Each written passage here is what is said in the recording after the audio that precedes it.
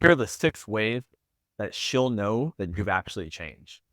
And I get this question all the time, especially with men who are dealing with no contact or separate households where they just aren't getting to see their wives as much when they're going through this process. And so, number one question they get, second, who can this be saved? And I want to answer it fully and completely here so that you don't have to obsess over it, lose so much mental energy thinking about this question.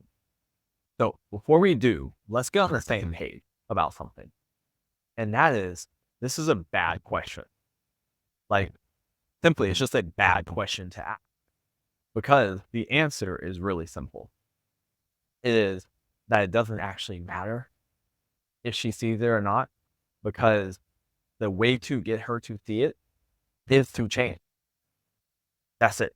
Like, the easiest way to make sure that she sees that you change is to change.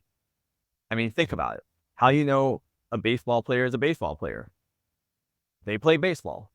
How you know somebody with anger issues no longer has anger issues? They don't get angry. How you know alcoholic is no longer alcoholic? They stop drinking, right? When you actually change, it becomes obvious to yourself, her, and anyone else in your world that you've changed.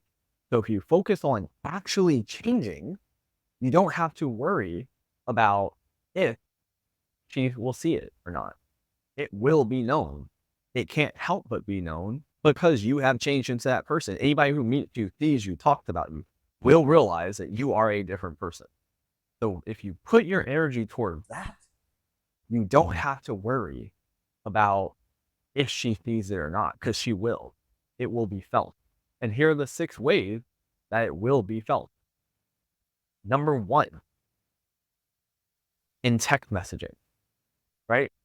Because I guarantee you, the way you're texting is the way you've been texting this whole time. Nothing's changed, right? You are probably getting reactive. You're flooding her. You're begging. You're blaming. You're getting anxious about things. All those things are being communicated through your text message. She can feel it. She can pick up on it. I'm sure you've been in a situation where you got a text message from somebody, and it could be a very simple phrase, a very simple message, and you can already feel that there's something off, that there's something wrong here. There's something behind that message. You can feel it. It's the same thing for her. When you're texting, she will feel it. So when you change, she can feel it through your text messaging. And even in no contact situations, usually they're still texting. Even in separation, especially when there's kids and logistics are happening, they're still texting. So changes will be felt. Speaking of that, we can go into number 2, which is logistic with the kid. So you have kids, you're communicating about it. And when you're interacting around that, she will notice if your patterns are shifting, if you're approaching things like you normal in ways that you wouldn't. And I should take a side step for a second and note that all it takes is one interaction where she can feel that you've shifted to change everything. It's not like you have to show her repeatedly over time. I mean, you have to do that too. But all it takes is one interaction to create a pattern interrupt that can seed down. Like, I'm sure you can think of a time where you've just seen a random person and like that, you're like, wow, that is a confident, powerful, in control person. That is a strong leader. That is somebody who gets shit done. Like things like that. I'm sure you met somebody without even having to exchange words, you realized it. Or maybe in a quick conversation. It's the same thing for you and her. She's used to you. So any major changes you make, she will pick up on it faster than anyone else in any interaction, regardless if it's about the marriage or not. So, side note. Number 3, mutual friends. If you have any mutual friends, they talk. They will talk to each other. So if you change and they realize that you changed, they will share it with her. It will get around. And that's through mutual friends, religious circles, parents, things like that. All that works too. Okay. Number 4, legal proceeding. And I know this one really applies to a subset of people going through the actual divorce process. But, I had a client I was working with. They're going through it.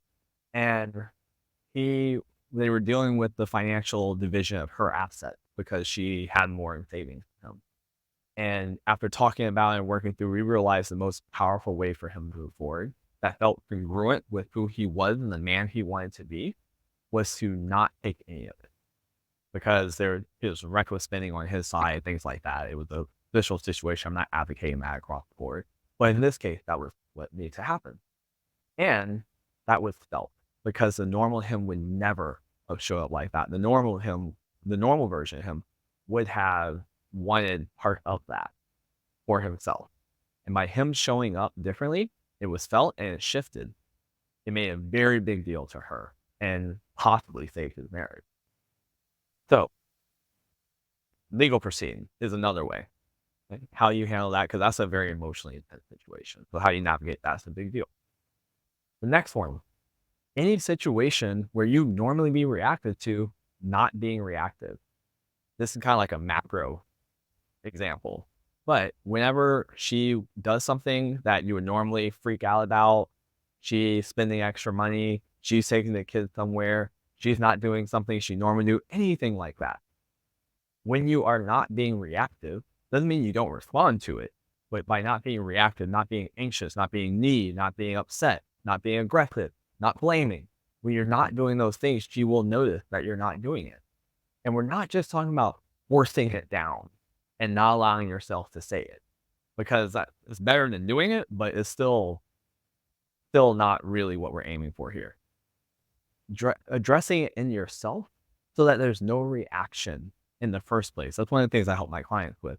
And I actually link to some tools below in this video, how you can do that for yourself. But getting to that point where it's not even there, that's when she feels that true shift. And number six, you have any situation where you would demonstrate leadership. Anytime you demonstrate yourself leading the marriage again, she's going to feel that. She may resist it. She may say, why are you doing this now? It's too late, things like that, but it's still felt. You're still doing something you weren't doing for possibly decades. And that gets felt.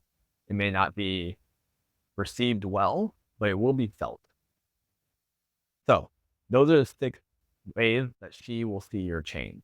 And once again, I really want to point it out here that you don't have to think about this. You don't have to worry about this. Just change. Just change. Change. All this takes care of itself. So please, change.